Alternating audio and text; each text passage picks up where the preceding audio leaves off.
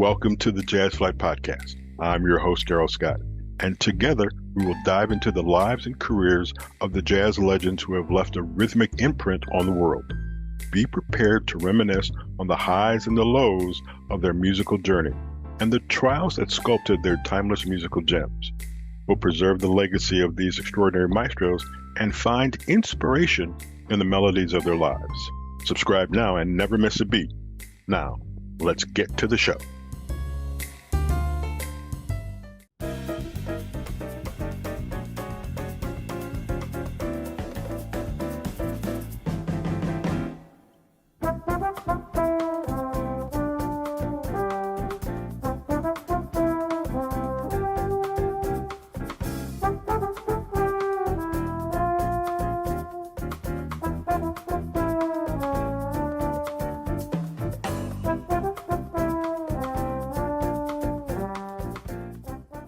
Welcome, listeners. This is Darrell Scott. You're about to hear the Jazz Flyte Podcast. Our guest has got a new CD out called Bossas and Boleros.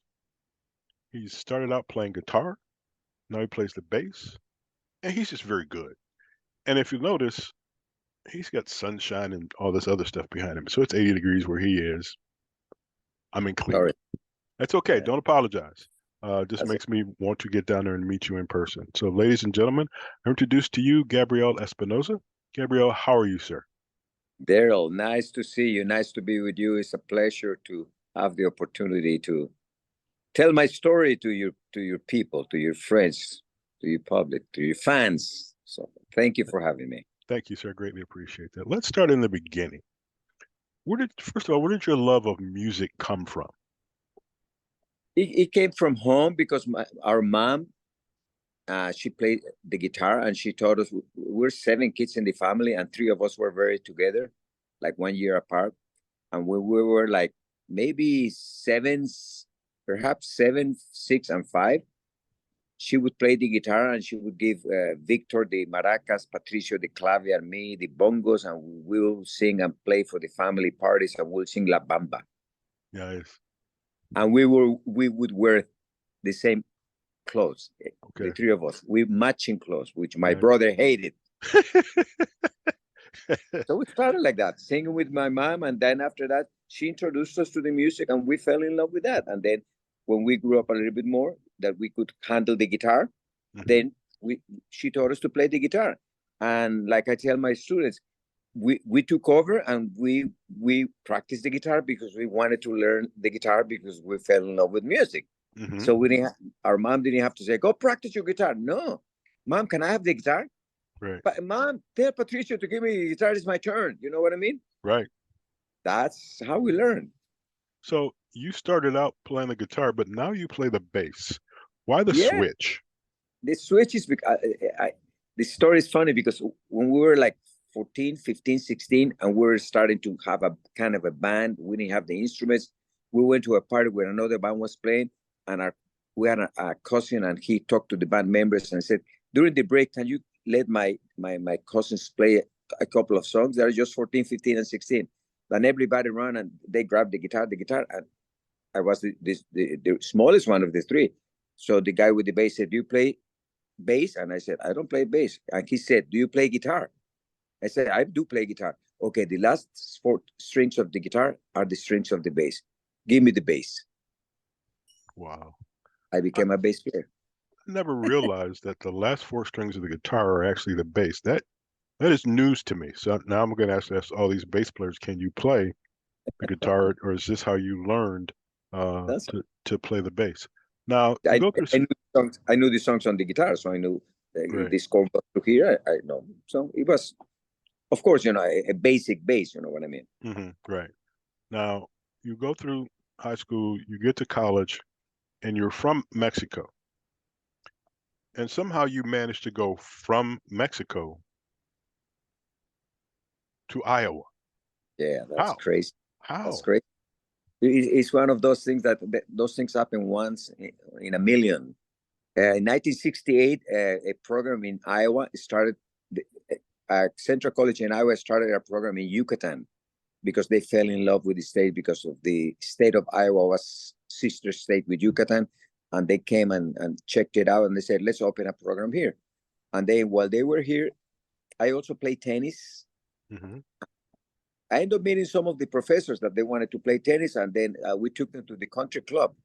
And the years went by, and I became friends with the professors, and they asked me, so I was by then 20, 21, 22, still not knowing what I was going to do. And they said, what's your plan? And I said, I would like to study music. And they said, why do you come to Central College to study music? We can give you a scholarship as a language assistant, and you can get into our music program. And I said, really? What a dream. From Mérida, Yucatan in 1976, no hope to study in the United States, and suddenly they offer you a scholarship to go to college in the US free? That's a gift from heaven, my friend. So what was it like making the transition from your home to Iowa? Obviously, there's a change in language, there's a change in maybe teaching schedules and how they relate. Talk about, was that a struggle, or It did was you just hard. fit into it? No, it was hard. Even though the language was, I spoke English already, so the English was not that bad. The culture was bad. Mm-hmm. It's only from the weather, the food, the culture, and you move to a place that is in the middle of the United States, that gets very cold, and you are away from home, you're away from your brothers, where you play. I used to play 10 years. After 10 years with my brothers, I decided to go to Iowa, so I would miss that part. The social part was hard, and the fact that I didn't read music, because everything we did was by ear. So I had, oh man, I have to learn how to read. This is a half note, this is a whole note, and eight notes, and syncopation. Oh, so it was a hard beginning. So how did you learn if you're not being taught the notes and everything? What did you do? You practice a lot. You practice a lot. You go into the practice room many hours of the day. That's the only way. Like I tell my students, when you're behind, the only way to catch up is you go into the practice room and that's why even as we speak today, my eyes are not as good as my ear. Okay. Because I developed when I was 5 years old, whereas my eyes, I started when I was 23. So my eyes are slower than my ear. Mm-hmm. So that's what it is. So obviously you're really good. You graduate from college, and they all of a sudden say, let's offer you something at the Berklee School of Music. Yeah, and but here's the other thing about, let's just talk about travel here real quick. It's Mexico to Iowa to Boston. before, when I was here in Merida, from when I was 14, like 10 years old, I listened to some jazz that my uncle used to play Nat King Cole, and I fell in love with that type of music. So I always had the idea of, I want to study jazz. So when I went to Central, it was not really a jazz school. It was just a generic liberal. But I had in mind, I have to go to music school where I can learn jazz. And while I was there, then when I finished, I knew where I wanted to go, what the opportunities were, and I went one semester to the music program at the University of North Texas just to check it out. Mm-hmm. And that I went one semester to the University of Miami to check it out. Mm-hmm. And then after that, a friend told me about Berklee College of Music. But then the big problem with Berklee College of Music was this. Right. But then during those years, the culture here in Yucatan, I don't know if it's anywhere, but here in Yucatan, we had a family where we were very giving, I guess. I had a brother, I still have a brother that is 10 years older than I am. So he was way ahead, and he was very successful in business. Mm-hmm. So he asked me, what do you want to do? And I said, I want to go to Berklee, but it costs this much money. I said, is that what you want to do? Are you going to work for it? And I said, I really want to go. After my 4 years at Central College, I really want to go. I said, you go, I'll pay. Wow. No, you go, you borrow money. No, you go, I'll pay. We all need to have family members like that. Hello. Thank you very much. So because he paid, was there extra pressure on you because if you did bad, you'd kind of let him down? No, because I knew I was not going to do bad, because I love it. Oh, okay. That's the secret. I tell my students, you got to love this thing. Don't study music if you don't love it. Don't study music if you want to go into the practice room for hours and hours and rehearse for hours and hours. This is about love. So come on. It's not about money. It's not about making $1 million. No, it's about living a life full of music because you love it. It's a relationship forever from love. Like we were talking before, you have an incredible enthusiasm for what you do and what you want other people to do, and I think that's very infectious. I just, number one, I just think you're a cool dude.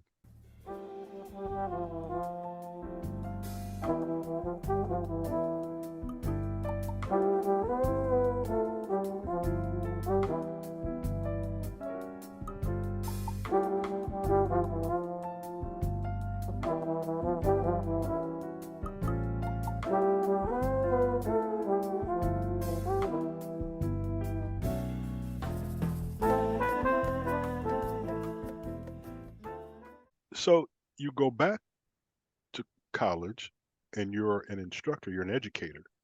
Why did you want to go back there? And now what are you teaching? Yeah.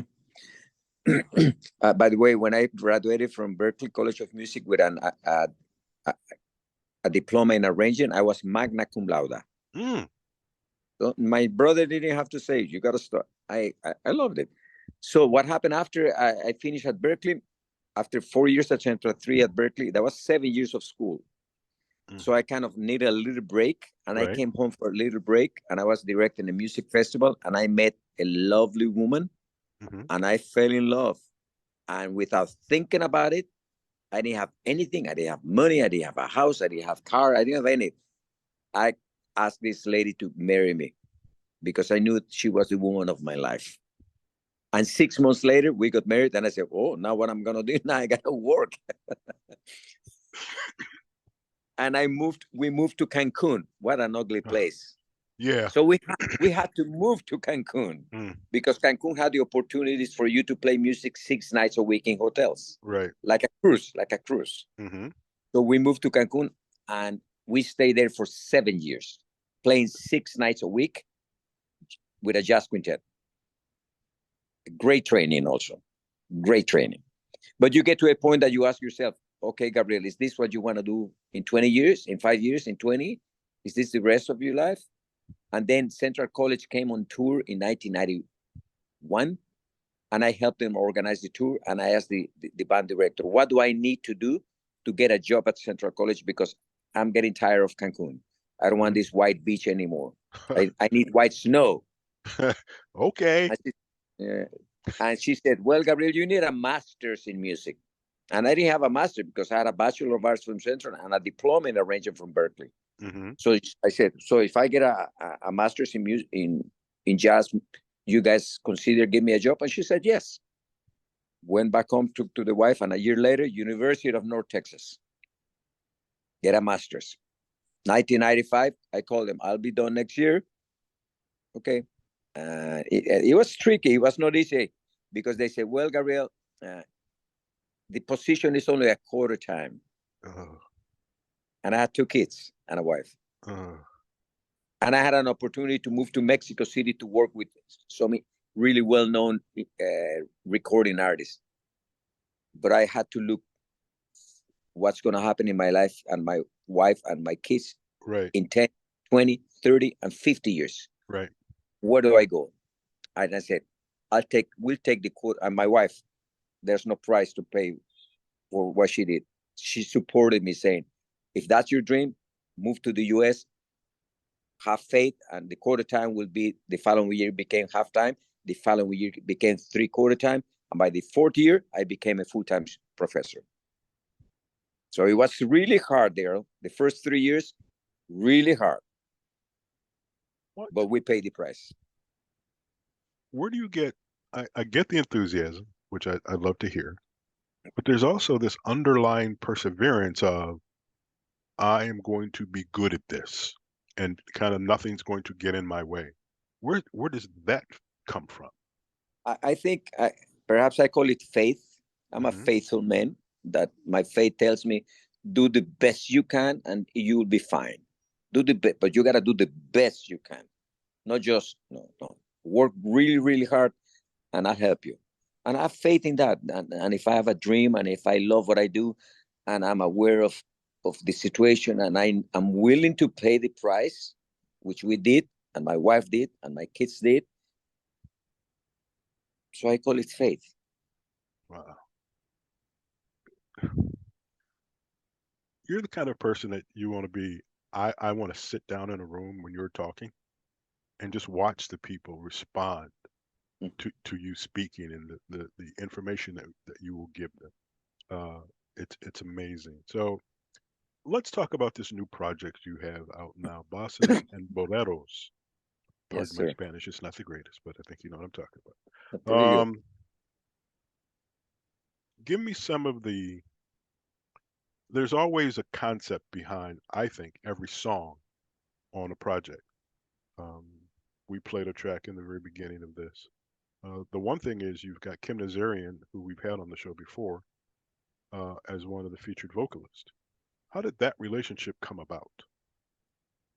When I went to North Texas in 1992, the first thing I did, I joined the University of North Texas Jazz Singers under the direction of Erich Rutherford, and we went to the International Association of Jazz Educators Convention in San Antonio to sing.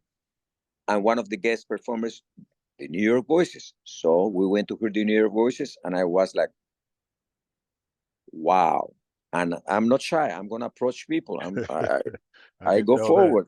Yes. I introduced myself, and I met the four of them, and I met Kim.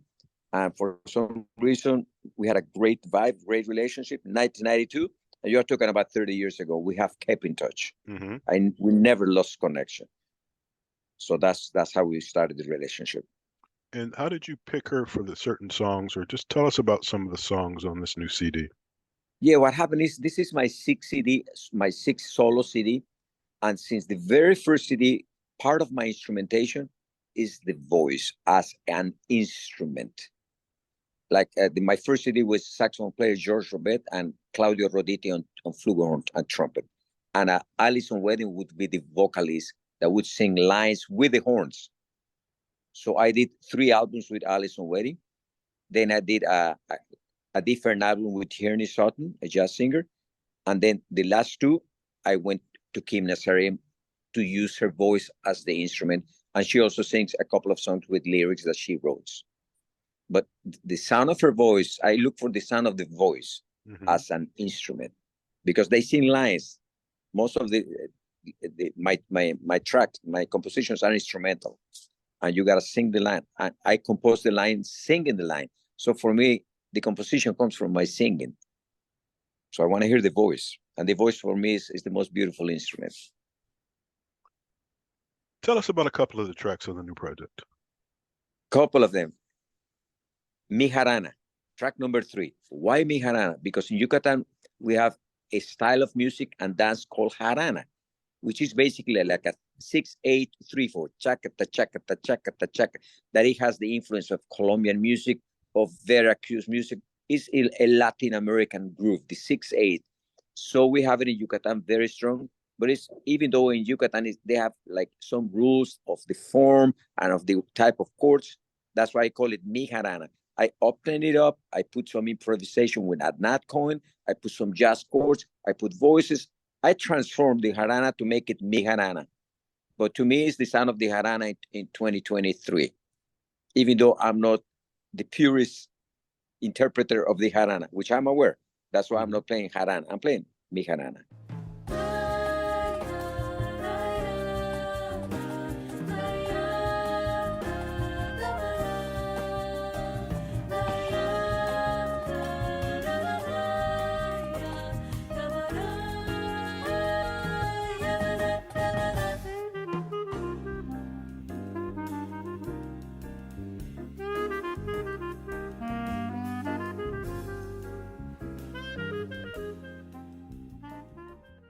And another track that it means a lot to me is a track number 6, which is called First Responders, because April, May of 2020, we were all destroyed by COVID, and everything on TV they were talking about first responders. And those guys were risking their lives every day, every moment.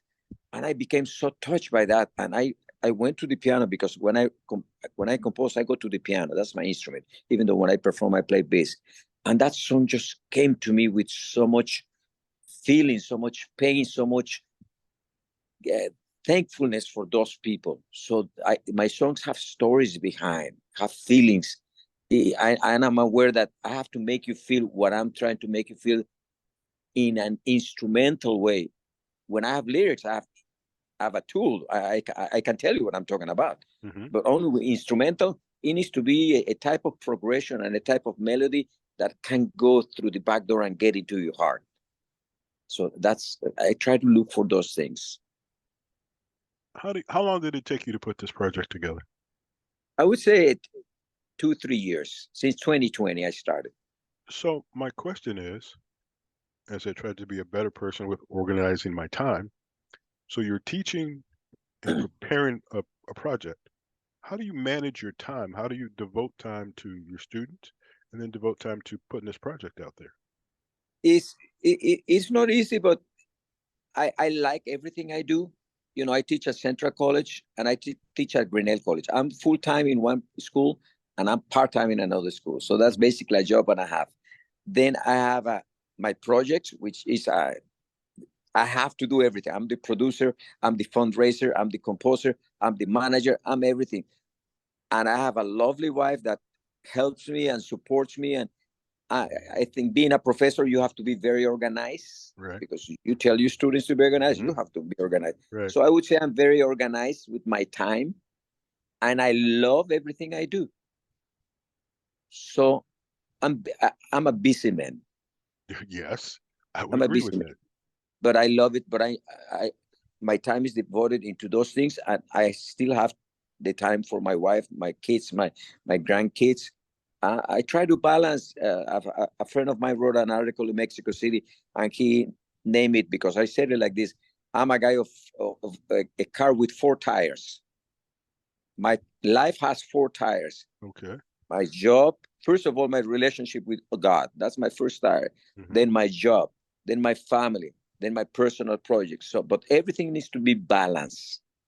I cannot do all my work and leave my family. I cannot do all my work and leave God. No, they need to be calibrated, the same quality of air so my car can go smooth. I'm a man of 4 tires. Okay. So with that being said, and I don't know if this is a disadvantage or an advantage, you have your projects, you have your music, but on the other side, you're telling students, showing them, educating them on music. Do your students sometimes go, oh, we listen to that and we think you should do this? How do you think your students relate to the fact that I can listen to our instructor? It's not like when I was in school, whether it's a math teacher or the music teacher, you could, I wouldn't hear anything that they did. In this case, you can hear what you do and I can go back and critique it and go, yay or nay. Yeah. Yeah. First of all, the music that I play on my recordings is, let's call it Latin music, okay? Mm-hmm. And the few students that I have, they're, let's say, jazz musicians. Okay. So they're not very experts on Latin music. Mm-hmm. So they don't have the background of enough background to critique Latin American music because they don't study that music. First of all, they don't even study music because 90% of them are not music majors. Mm-hmm. So they don't have the background to really critique my music because they are not musicians and they don't know about Latin music. What they do admire is the fact that I'm a musician that is doing what I'm teaching in the classroom. This is the way, because it doesn't matter what music you play. You gotta play with dynamics. You gotta play soft. You gotta play with beautiful harmonies, your melodies, your rhythms. So that all that applies to anything. So and then I open it up, and because I ask them to write compositions for me, and then I open it up. We analyze our tunes. They analyze my tunes. I analyze their tunes. So I go down in a way, and I'm part of them, and I help them to create their own music. And we've been doing some great things. In 2017, I took 5 of them to Chicago to record 5 of their tunes. I hired a professional band from Chicago. I got the money from the school, and we recorded 5 tracks, professional tracks with video. And the song sounds like radio tunes today. Mm. So it's a beautiful world of being able to do it and teach it and see the students grow. The ones that are interested grow like a plant, that you see a plant the following week and they grow, and they started today here. And then a few years later, you turn on the TV and they're on American Idol and The Voice. Wow. How beautiful. So growing up, did you have exposure to, we'll call it American jazz, or where did you get your jazz love from? Very little, but I would say enough. I'm always going to say my music is more influenced by, first of all, the bolero music that I grew up in my country. Number 2, the bossa nova. That's my second influence. And number 3, the jazz. Why bossa nova? Because the Brazilians started in 1964, 66. They came to US and Mexico. They invaded, and I was 14 years old. So it was perfect time for me. And listen to Jobim play, all those Brazilians with that beautiful music, that it was jazz oriented because the harmonies are jazz oriented. Right. Then you listen to Nat King Cole and you connect those things. And then on top of that, you put the Beatles. So there's a lot of beautiful stuff happening. I mean, the music in the 60s and 70s is fantastic.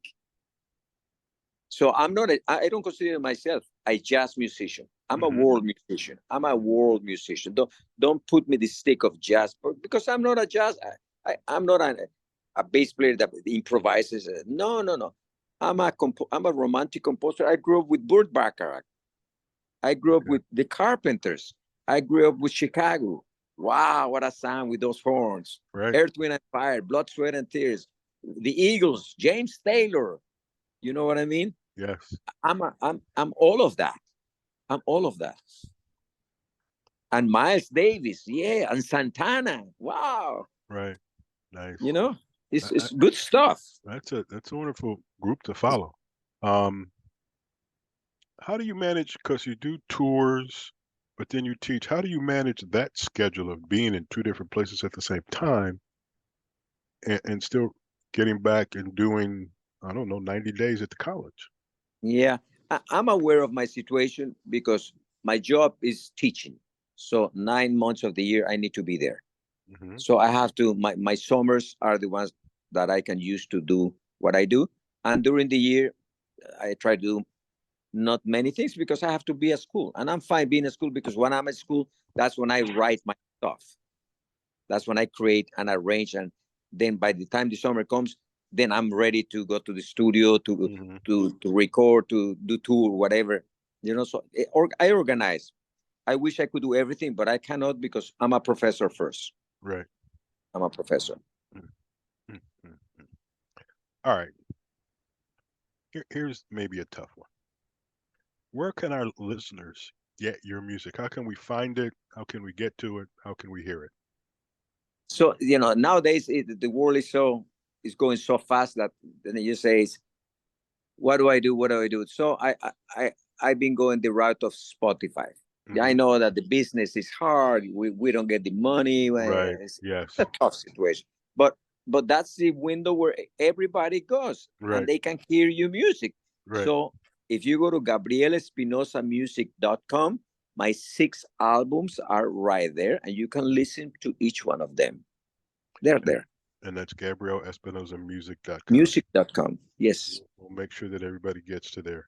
And if you go to Apple Music and YouTube, things are there. Okay. That's the world is going today, I guess. Oh yeah. And do I sell CDs? No, because those things don't sell. Right. I give them away like a personal card. You know, my business card is my CD now. Okay. All right. Yeah. So it's amazing how all of that has changed. So what's left for you to do? A lot. As long as I'm healthy, I still have many things to do. And I mentioned to you, I listen to one of my, I love Brazilian music. I love Jobim. But then in the 70s and 80s and 90s up to today, there's another great jazz Brazilian guy called Ivan Lins. Right. Yes. Ivan, I love him. I love his genius. So he recorded a project in, I think, 2018, 19, with all his music, but with a band from Brazil called Brasilidade Geral, which is 6 horns and a rhythm section and Ivan Lins on top, up front. And they sound like a big band, but it's only 6 horns. And they sound fantastic. And the arrangements are beautiful. So Gabriel Espinosa is not shy. I said, I want that. What do you need to do? Call the guys. I called the guys and I said, my name is Gabriel Espinosa. I would like you to consider arranging my music because you did a project with Ivan Lins. Would you consider arranging my music? Here's some of my music that I've done. They listened to my music and they said, we'll be glad to arrange your music. Excellent.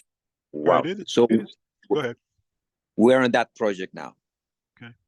It is that time of year when we celebrate holidays. What is a favorite thing that you've done over the holidays for, we'll say, as a year ends and the new year begins? What's a favorite memory you have? To me, thanks God, up to today, I'm from Yucatan and my wife is from Saltillo, which is close to Monterrey, like 3 hours from the north border of Mexico. Mm-hmm. So we both are from different places. So for me, this Christmas, New Year, end of the year, I've been able to come home. That's why I'm here this week. Mm-hmm. I came home to see my family during this time of the year.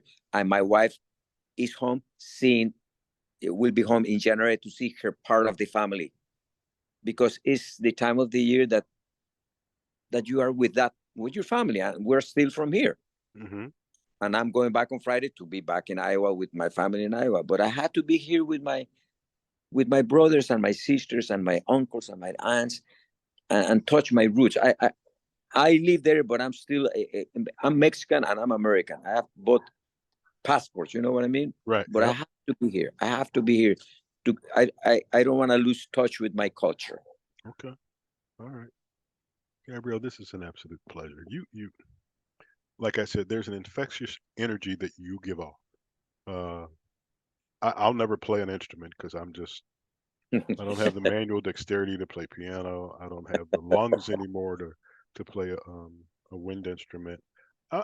I'll be the guy that comes out and says, ladies and gentlemen, presenting, and here's the band. And then I'll walk off stage and sit back and listen. That's my job. That's all I'll do. That's good. You enjoy the music. You enjoy the music. Really, and you support us, which is very important. Yeah. Thank you. A quick story. I was at a concert. We have an outdoor facility, kind of like, how come I can't think of it? But like, I don't want to call it, but it's an outdoor facility. And I got backstage. It was a festival, so there's a bunch of people. I go backstage, and I'm talking to someone, and he says, "Hey, let's go sit on the stage and watch the show." I'm like, "Are you nuts?" He goes, "No, come on. We got old buckets, big buckets." And literally, my friends are like, "Is that Darrell sitting over there?" I'm like, "Yeah." It's a different place to see and hear a concert, but it was one of the coolest things I've ever done. Just absolutely cool. It is deep. That's for sure. I've always said I go to concerts to listen to the music. I was at one just yesterday. I will lean back and close my eyes and just listen, because that's what I'm here for. I love that. But Gabriel, once again, I want to thank you for the time. I've learned an awful lot of stuff. Everybody knows where to get your music from. We will keep them abreast from our standpoint of what we can do. As long as you keep putting it out, we'll keep letting them know about it. Thank you, Darrell. Not a problem, man. Take care.